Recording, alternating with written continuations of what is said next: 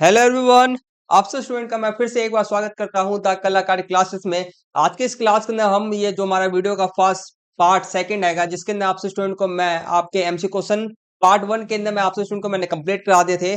आपको मैंने ये बताया था ये जो क्वेश्चन पेपर आएगा 2025-26 का है और आपके लिए बहुत ज्यादा मोस्ट इंपोर्टेंट है आपके पीरियड एग्जाम के लिए। ठीक है, जो जल्दी ही आपका शुरू होने वाला है, तो उसके लिए ये वाला जो क्वेश्चन पेपर आएगा जो आपको मैं करा रहा हूँ इस क्लास के अंदर में, वह आपके लिए वेरी वेरी मोस्ट इंपोर्टेंट है। तो इसलिए आप स्टूडेंट क्या करना, आप तो स्टूडेंट हमारे वीडियो का फर्स्ट पार्ट के अंदर मैंने सारे सारे मोस्ट इंपोर्टेंट एमसी क्वेश्चन मैंने करा दिए थे। ये हमारा वीडियो का सेकंड पार्ट है, इसके अंदर आपसे स्टूडेंट को मैं आगे क्वेश्चन जो हमारे बच गए थे 3 नंबर वाले और 4 नंबर वाले 5 नंबर वाले और मैप हमारे बच गए थे, उसको मैं आज की इस क्लास के अंदर मैं कंप्लीट कराने वाला हूँ। तो आपसे स्टूडेंट क्या करना है, वीडियो का फर्स्ट पार्ट को जरूर देख लेना और ये हमारा वीडियो का सेकंड पार्ट आएगा, इसको अभी कंटिन्यू देखना स्टार्ट करते हैं हम। ठीक है, इस वाली वीडियो को शुरू से अंतिम तक एंड तक जरूर देखना, क्योंकि ये जो क्वेश्चन पेपर आएगा वेरी वेरी मोस्ट इंपोर्टेंट है।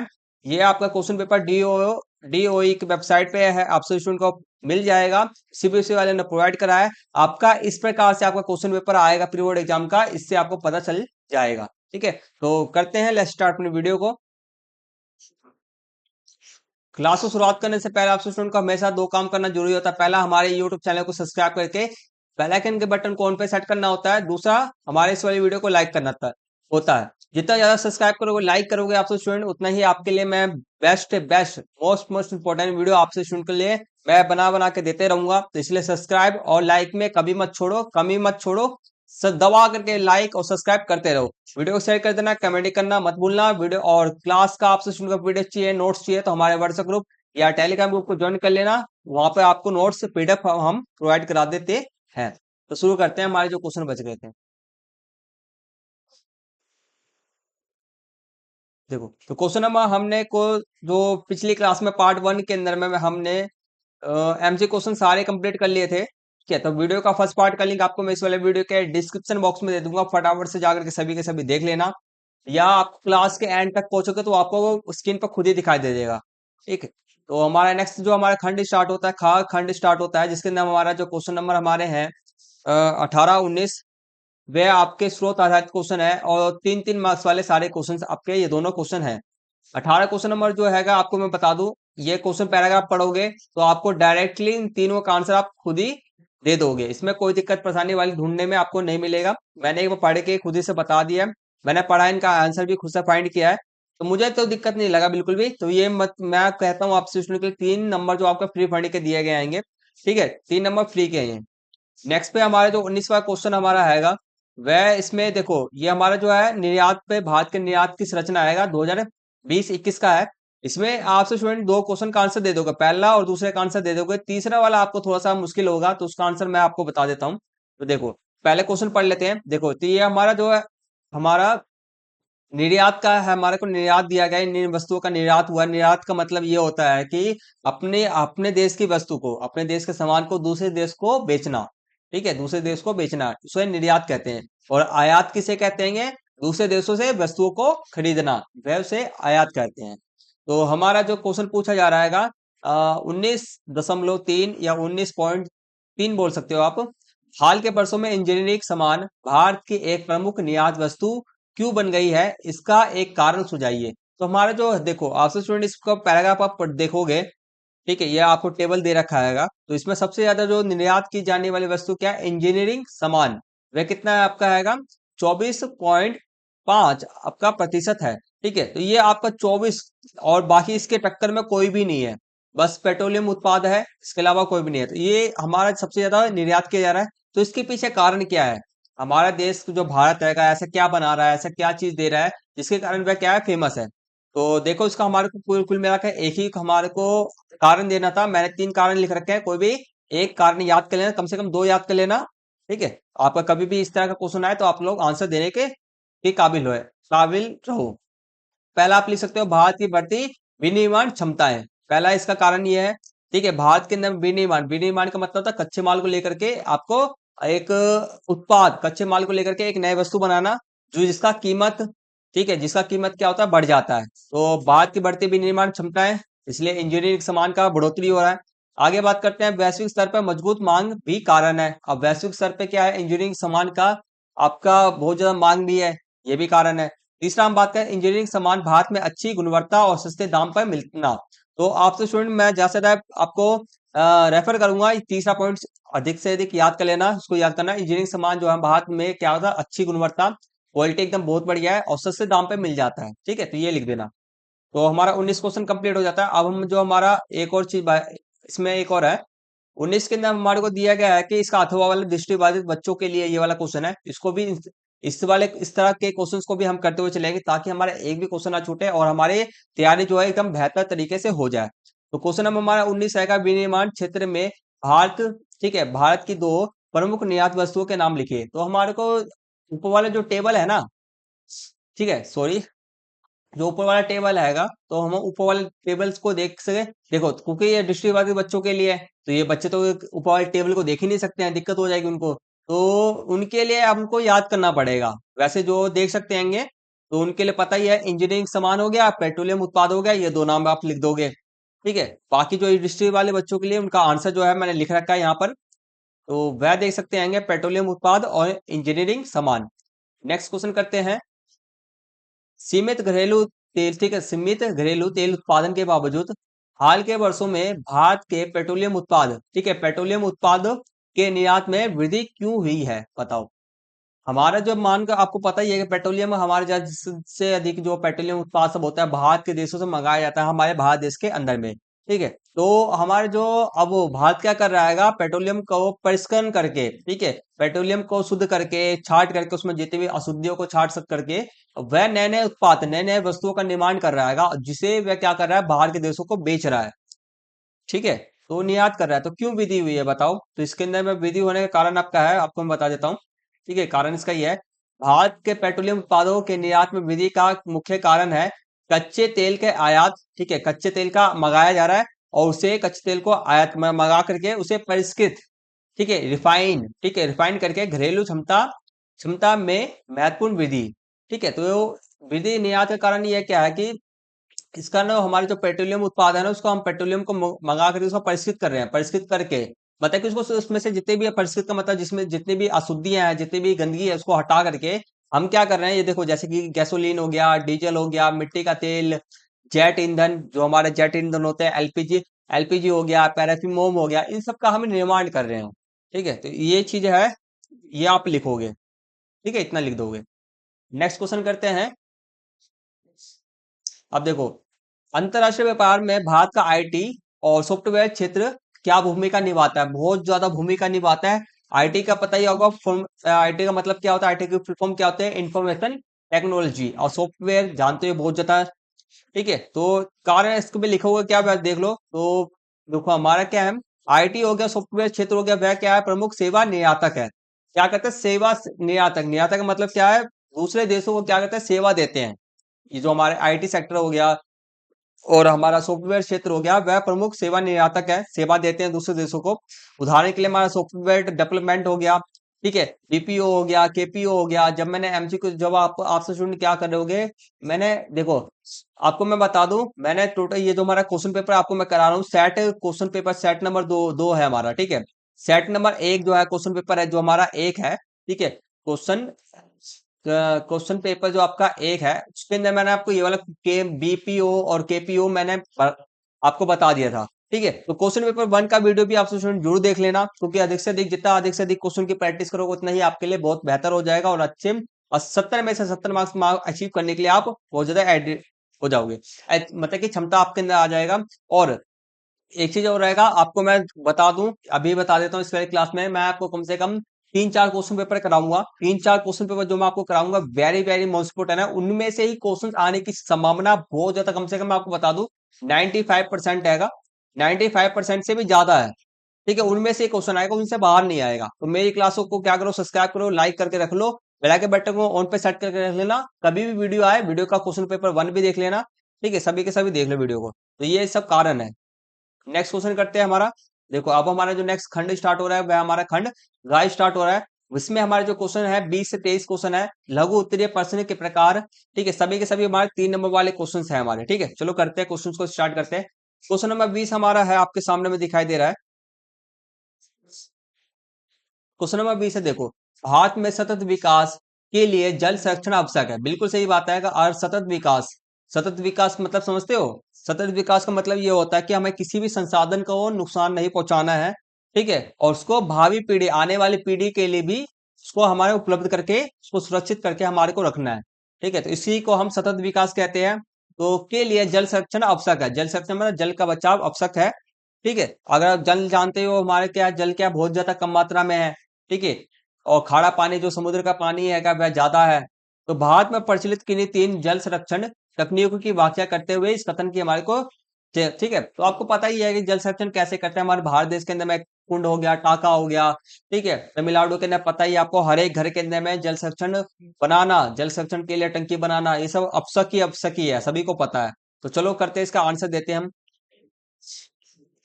सॉरी, सर्दी हो रखा है, सॉरी। नेक्स्ट आप पॉइंट लिख सकते हो, वर्षा जल संचयन करना। 3 विधि बताना हमारे को, 3 पॉइंट हम कम से कम लिखेंगे, ठीक है। तो वर्षा जल संचयन, यह यह यह वर्षा के, ठीक है, यह, ठीक है, यह वर्षा, ठीक है, वर्षा के पानी को इकट्ठा करने और संग्रहित करने के लिए एक विधि है, ठीक है। इसका उपयोग घरेलू, ठीक है, इसका उपयोग हम क्या करते हैं, वर्षा के पानी को इकट्ठा कर लेते हैं, फिर इसका हम यूज करते हैं घरेलू घरेलू उद्देश्य के लिए, सिंचाई के लिए, भूजल स्तर को बढ़ाने के लिए हम इसका यूज करते हैं। वर्षा जल, वर्षा के पानी को इकट्ठा करना, ठीक है। नेक्स्ट आपका हैगा, अब इसमें हमारे को ना जल बचाने की तकनीक भी हम इसमें लिख सकते हैं। जल बचा, हम जल कैसे बचा सकते हैं वो भी लिख सकते हैं हम।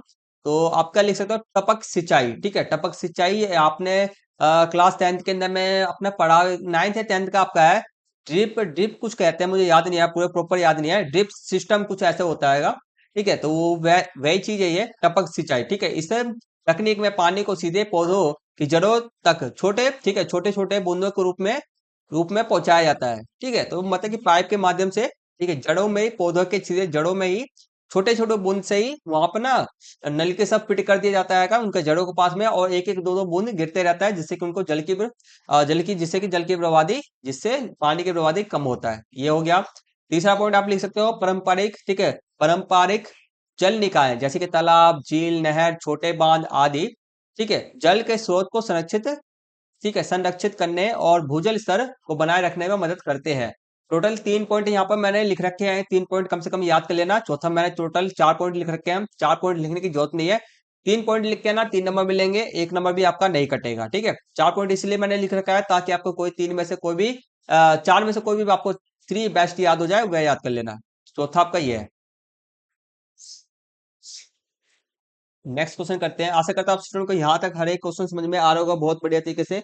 किसी भी प्रकार का कोई भी दिक्कत परेशानी कुछ भी हो तो कमेंट्स कर देना, आपके मैं सारे डाउट्स को क्लियर कर दूंगा, ठीक है। तो कमेंट, आपको कोई भी दिक्कत परेशानी कुछ भी नहीं है तो फटाफट से कमेंट्स करो सर।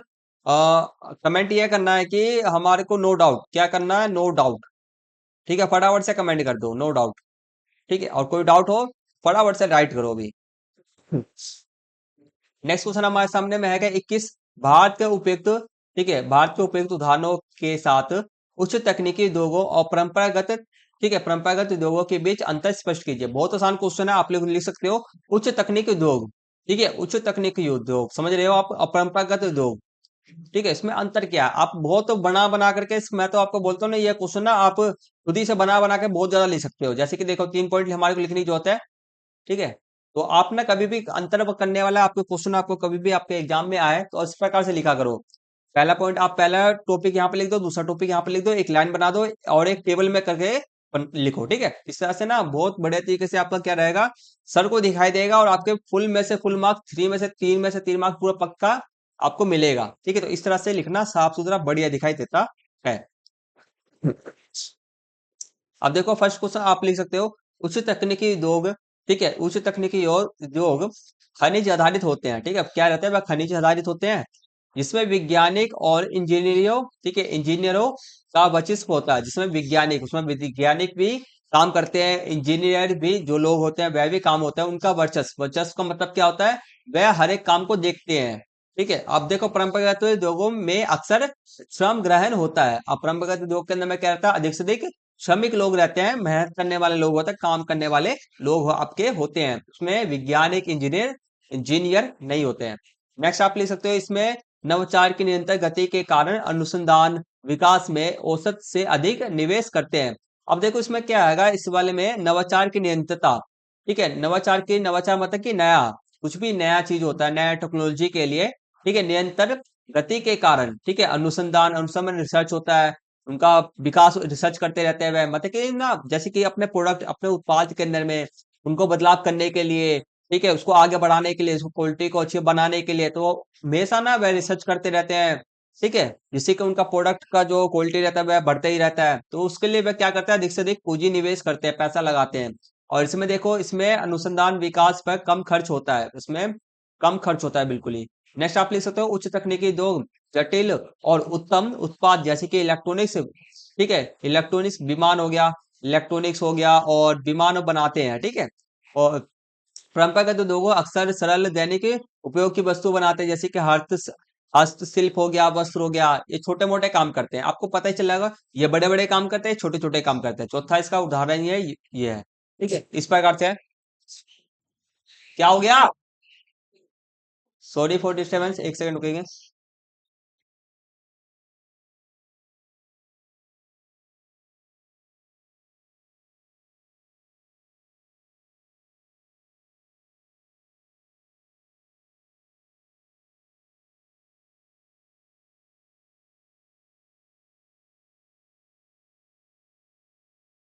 Sorry for disturbance. तो हमारा ये क्वेश्चन कंप्लीट हो गया, नेक्स्ट क्वेश्चन करते हैं। देखो नेक्स्ट क्वेश्चन, इसका अथवा वाला क्वेश्चन ये है, देखो, भारत में ग्रामीण विकास और रोजगार सृजन में लघु स्तरीय उद्योगों के विकास ने किस प्रकार योगदान दिया है? ठीक है, देखो, भारत के ग्रामीण ग्रामीण विकास, ठीक है, भारत के ग्रामीण विकास में और विकास करने में, मतलब कि गांवों का विकास करने में, उनके रोजगार को बढ़ाने में, जो लघु छोटे मोटे जो उद्योग होते हैं, वह विकास ने किस प्रकार से योगदान दिया है, उनको आगे बढ़ाया है, गांवों को कैसे आगे बढ़ाया है, तो हमारे को बताना है। तो चलो बताते हैं। देखो, तो पहला आप लिख सकते हो रोजगार सृजन, ठीक है, तो लघु स्तरीय उद्योग रोजगार रोजगार का सृजन करते हैं, ठीक है, मतलब रोजगार देते हैं, जिससे कि वो वह बड़ी संख्या में रोजगार देते हैं, जिससे वह बड़ी संख्या में रोजगार सृजन करते हैं, तो रोजगार देते हैं। और यह ग्रामीण क्षेत्रों में बेरोजगारी को कम करने में मदद करता है, और अक्सर बड़े लोगों की कमी होती है। और जहां जहां पर जहां पे क्या होता है, बड़े लोगों की कमी होती है, वहां पे छोटे छोटे छोटे स्तरीय लोगों को स्थापित किया जाता है, जिससे कि रोजगार लोगों को मिले, तो रोजगार सृजन करता है ये। नेक्स्ट आप लिख सकते हो ठीक है, क्षेत्रीय संतुलन। यह उद्योग स्थानीय स्तर पर स्थापित किया जाता है, मतलब कि छोटे छोटे इलाकों में स्थापित किया जाता है इनको, और जिससे कि ठीक है, जिससे क्षेत्र के बीच आर्थिक असमानता को कम करने में मदद मिलती है, जिससे कि जैसे कि कोई व्यक्ति अमीर होगा, कोई व्यक्ति गरीब होगा, तो ये क्या करता है ना, हर एक व्यक्ति को एक बराबर आर्थिक समानता, ठीक है, ठीक है, आर्थिक असमानता, मतलब कि जो कोई गरीब है, कोई अमीर है, ठीक है, उसको ना एक बराबर लेकर के आता है, ठीक है, कोई गरीब ही नहीं रहेगा, सभी एक जैसे रहेंगे, तो ये करता है, क्षेत्रीय संतुलन करता है। नेक्स्ट आप लिख सकते हो जीवन शैली में बदलाव। इसको मतलब अगर इसको नहीं लिखना तो इससे बेस्ट पॉइंट ये वाला आएगा, आर्थिक विकास। स्थानीय स्तर पर वस्तुओं और सेवाओं का उत्पादन करके राष्ट्रीय उत्पादन में योगदान देते हैं और समग्र आर्थिक विकास को बढ़ावा देते हैं, तो यह लघु स्तरीय उद्योग ये सब काम करते हैं। 4 पॉइंट है, कोई भी 3 पॉइंट बेस्ट याद कर लेना आपको, ठीक है, 3 बेस्ट कोई भी याद कर लेना। नेक्स्ट क्वेश्चन देखो, 22 है। ग्रामीण शहर, ठीक है, ग्रामीण शहरी प्रवास, ठीक है, ग्रामीण मतलब कि ग्रामीण शहरी प्रवास शहरी क्षेत्रों के लिए अवसर अवसर और चुनौतियां दोनों पैदा करते हैं। अब क्या करते हैं लोग, क्या करते हैं गाँव से, ठीक है, गांव से शहर में प्रवास करते हैं, रहने के लिए आ जाते हैं, काम धंधे की तलाश में, ठीक है, तो शहरी क्षेत्रों के लिए अवसर अवसर मतलब कि लाभ भी उनको देते हैं, शहरी क्षेत्रों को लाभ भी देते हैं, चुनौतियां मतलब कि हानि भी देते हैं, ठीक है, चुनौतियां भी देते हैं। तो भारतीय शहरों के संदर्भ में इस कथन का विश्लेषण कीजिए, मतलब कि कैसे वह लाभ देते हैं, कैसे वह चुनौतियां पैदा करते हैं, उनको हमारे को बताना है।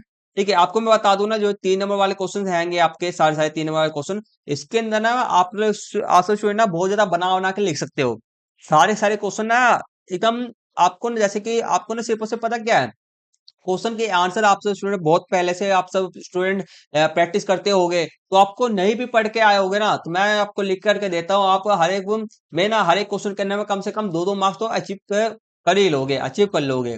ठीक है, अगर आप सब स्टूडेंट ना, मैं आपको हर एक बच्चों को ये कहता चलता हूँ कि हर एक क्वेश्चन का आंसर ना लिख लिख के प्रैक्टिस करा करो, इससे ना आपको ना बहुत ज्यादा बेनिफिट मिलेगा, आपका कॉन्फिडेंस लेवल हाई होगा, आपको क्वेश्चन का आंसर याद हो जाएगा, आपकी टाइम मैनेजमेंट करने की हैबिट बदल जाएगी, हैबिट एकदम बहुत सही हो जाएगा। ठीक है, आप जिस क्वेश्चन का आंसर आपको नहीं भी आता ना, आप उस क्वेश्चन का आंसर भी लिखने के लिए एबिलिटी, आप क्या बन जाओ, सक्षम बन जाओगे, आपके अंदर एबिलिटी आ जाएगा। तो ये सब चीजें हैं। तो चलो करते हैं, इसका करते हैं, चुनौतियां कैसे पैदा करते हैं। तो बस देखो, तो पहला आप पॉइंट लिख सकते हो, प्रवासी शहरों को अवसर, ठीक है, आवश्यक श्रम प्रदान करते हैं। प्रवासी जो क्या करते हैं, प्रवासी जो गांव से शहर में आते हैं, आवश्यक जो भी उनको नीड में, ठीक है, शहर के अंदर जो भी आवश्यक श्रम, श्रम मतलब कि मजदूरी के जो भी श्रम, मैंने मेहनत बोल सकते हैं, मेहनत शक्ति प्रदान करते हैं, जिससे आर्थिक विकास में मदद मिलती है। प्रवासी अधिक, ठीक है, तो हमारे देखो एक तरफ तो हमारा आर्थिक विकास में मदद मिल गई, आप देखो दूसरी तरफ, और सॉरी, और देखो प्रवासी अधिक संख्या में, ठीक है, अब देखो अब यहाँ पे एक और चीज लिखा हुआ है, प्रवासी अधिक संख्या में हो जाने पर मुख्य निवासी, ठीक है, मुख्य निवासियों काम को लेकर असंतोष पाया जाता है। अब यहाँ पर क्या आएगा, शहर के अंदर में आ जाते हैं तो इनको शक्ति श्रम तो मिल जाता है, ठीक है, लोग सब तो मिल जाते हैं काम करने के लिए, आर्थिक विकास भी होता है। अगर अधिक संख्या में हो जाएंगे तो जो भी उनके मूल निवासी होंगे, क्या रहेंगे, मुख्य मत बोलो, मूल्य, ठीक है, मूल निवासी रहेंगे, उनमें असंतोष पाया जाएगा, क्योंकि उनको काम करने में क्या होगा, प्रतिस्पर्धा करना पड़ेगा। नेक्स्ट आप इसका, प्रवासियों के आ जाने से शहरों में सांस्कृतिक विविधता और सामाजिक गतिशीलता बढ़ती है, लेकिन खराब आवास की स्थिति भी और अपराध दर में वृद्धि, सामाजिक अलगाव जैसी समस्या भी पैदा हो सकती है। ठीक है, नेक्स्ट इसमें देखो, पता है मैंने तीनों पॉइंट के अंदर में ना, मैंने एक हानि लाभ दोनों लिख रखा है, ठीक है, तो इस प्रकार से लिखना, आपको फुल टू फुल नंबर मिलेंगे। नेक्स्ट क्वेश्चन आपका है, प्रवासी बेहतर आय और सुविधाओं की तलाश में आते हैं, जिससे शहरी अर्थव्यवस्था में योगदान होता है, ठीक है, लेकिन भीड़भाड़ से प्रदूषण, प्राकृतिक संसाधनों पर दबाव ये भी बढ़ता है। तो ये सब आप पॉइंट लिखोगे। मैंने हानि लाभ दोनों एक ही पॉइंट के अंदर मिलाकर मैंने लिख रखा है, ताकि आपको अलग अलग लिखना ना पड़े, ठीक है, एकदम आसान तरीके में लिख रखा है। नेक्स्ट क्वेश्चन करते हैं, देखो 23। भारत में कॉफी, ठीक है, भारत में कॉफी की खेती के लिए अनुकूल भौतिक परिस्थिति का वर्णन करना है, और यह मुख्य रूप से दक्षिणी राज्यों में क्यों उगाई जाती है, हमारे को ये भी लिखना है। ठीक है, तो बहुत आसान है। तो पहले देखो, भौगोलिक परिस्थिति के लिए कम से कम 2 पॉइंट लिख देना, और क्यों आपको दक्षिण दक्षिण राज्यों में उगाया जाता है उसके लिए 1 पॉइंट लिख देना, आपको 3 नंबर मिल जाएंगे। चलो करते हैं। देखो, तो अनुकूल परिस्थिति के ना हम लिखेंगे, कॉफी के उत्पादन में देखो तापमान कम से कम कितना चाहिए, तो कॉफी के पौधों के लिए आदर्श जो तापमान होता है 15 से 28 डिग्री के बीच होता है, ठीक है। वर्षा की बात की जाए, जल की बात की जाए, इसे प्रति वर्ष लगभग 150 से 200 सेंटीमीटर वर्षा की आवश्यकता होती है। ठीक है, 2 पॉइंट यहाँ पर ये लिख देना। ठीक है, मैंने टोटल 3 पॉइंट मैंने लिख रखा है, ठीक है। मैंने 3 पॉइंट लिख रखा है, कोई भी 2 पॉइंट है आप याद कर लेना बेस्ट। और आप दक्षिण दक्षिण राज्य में खेती का कारण, ठीक है, इसका खेती का कारण भी लिखना था, तो कारण लिखते हैं, इन क्षेत्रों की जलवायु और विशेष रूप से तापमान, वर्षा का स्तर, पहाड़ी ढलान, और जहां जल जमाव नहीं होता और ठंडी हवा होती है, जो कॉफी के उत्पादन के लिए आदर्श है, तो इसलिए दक्षिण राज्यों के अंदर में कॉफी को अधिक से अधिक उगाया जाता है। और कॉफी का जो उत्पादक राज्य है, कॉफी का, ठीक है, उच्च उत्पादक राज्य, कॉफी के जो उच्च उत्पादक राज्य बोल सकते हो, या प्रथम पे सबसे ज्यादा जो उगाने वाला जो हमारा भारत के नंबर राज्य है वह क्या है, कर्नाटक है, इसको याद कर लेना, ठीक है। इतना लिख करके आना, फुल टू फुल मार्क्स आपको मिलेंगे। नेक्स्ट इसका था वाला क्वेश्चन है, इसको भी करना है हमारे को। भारत में जूट उद्योग के महत्व की व्याख्या करना है हमारे को, जूट उद्योग का जो महत्व क्या है, और इसे कृत्रिम रेशों से प्रतिस्पर्धा का सामना क्यों करना पड़ रहा है, ठीक है, ये भी लिखना है हमारे को। चलो, जूट क्या होता है, कपड़े कपड़े के लिए, कपड़ों के उत्पादन के लिए बहुत ज्यादा मोस्ट इंपोर्टेंट होता है, ठीक है, तो इसके बारे में महत्व लिखना है। फिर इसका प्रतिस्पर्धा कृत्रिम रेशों से करना पड़ रहा है, क्यों करना पड़ रहा है, वह भी लिखना है। देखा, तो इसका महत्व पहले हम लिखते हैं, महत्व के अंदर में हम पहला है रोजगार, जो जूट उद्योग होता है वह क्या करता है, रोजगार सृजन करता है, ठीक है, तो जूट उद्योग एक श्रम केंद्रित उद्योग है, ठीक है, तो मतलब श्रम केंद्रित का मतलब क्या होता है, यहाँ पर अधिक से अधिक मेहनत करने वाले लोगों की आवश्यकता होती है, जो लाखों औद्योगिक श्रमिकों और तृतीय क्षेत्र में लोगों को रोजगार प्रदान करते हैं, तो ये रोजगार सृजन करता है, ठीक है, इसका महत्व, एक महत्व ये हो गया। दूसरा आपका महत्व है निर्यात आय। अब ये क्या करता है, हमारा निर्यात आय, मतलब कि दूसरे देशों से जो पैसा जो आपका आता है ना, उसमें पैसा आने में मदद करता है, ठीक है, तो भारत जूट उत्पादों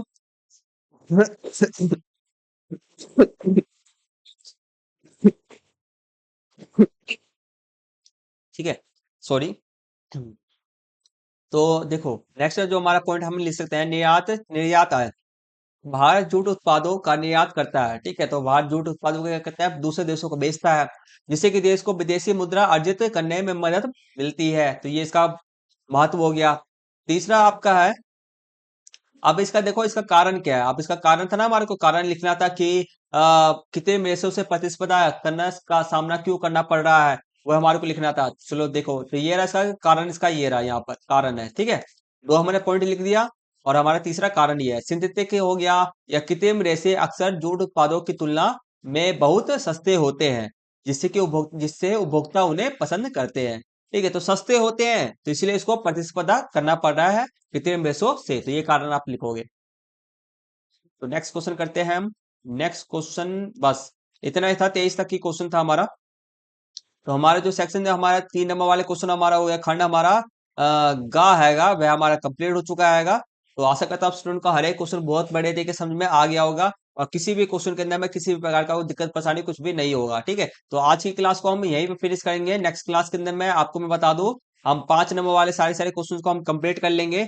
और मैप के लिए मैं आपको बता दूं, इसका जो मैप के लिए भी आ गया, हम मैप भी लगभग कंप्लीट कर ही लेंगे अगली क्लास में। तो मिलते हैं जल्दी से नेक्स्ट क्लास के अंदर में। तब तक आपको नेक्स्ट वीडियो को देखने के लिए आपको क्या करना पड़ेगा, हमारे हमारे यूट्यूब चैनल को सब्सक्राइब करो, ठीक है। और वीडियो को लाइक कर देना, ज्यादा से ज्यादा लाइक करो फटाफट से। और वीडियो का आपको बता दूं, ये हमारा सेट नंबर कौन सा चल रहा है, दूसरा चल रहा है।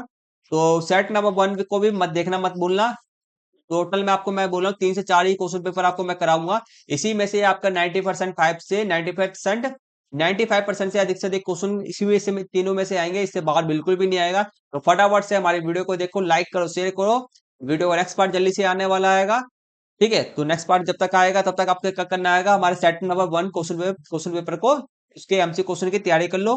फिर 2 नंबर वाले की तैयारी कर लेना, ठीक है। 2 नंबर वाले होते ही नहीं है, फिर 3 नंबर वाले, फिर 5 नंबर वाले की तैयारी कर लेना बढ़िया तरीके से। तो आज की क्लास को यहीं पे फिनिश करते हैं, मिलते हैं जल्दी से नेक्स्ट वीडियो में। तब तक ले टेक केयर, टेक बाय, जय हिंद, जय भारत, और थैंक यू फॉर वॉचिंग।